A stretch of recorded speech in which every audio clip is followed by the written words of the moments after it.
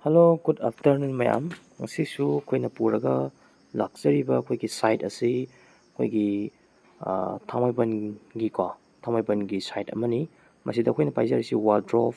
and kitchen ko adugumba TV unit kharani wardrobe to sida leijare haitare ko sida 4 face ki wardrobe ni long handle pale yamna fajaba masak ama oiki haitare magi combination yam chanaki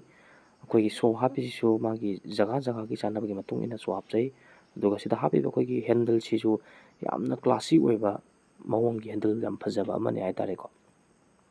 aduna adomna apamba lebiba taragadi akoigi one interior design ta contact topiro aduga sida hapiba akoigi curtain se akoigi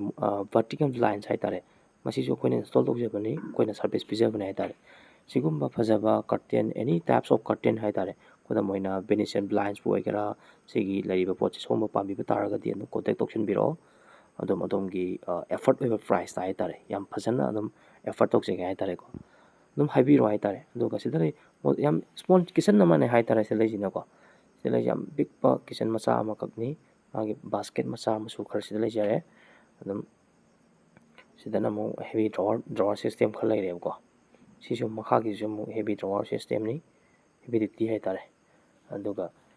magi am kono se mu yengse gas stove se mu tharaga mu yengse ko mai burner je 4 burner ne ko testing ngak thang tawje haitare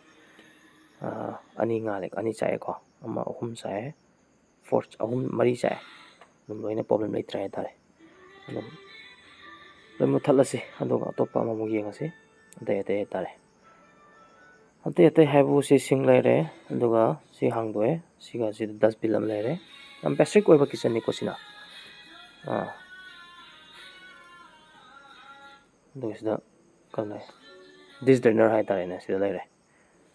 sidana sijina mu TV unit yam fajai fajade mayam comment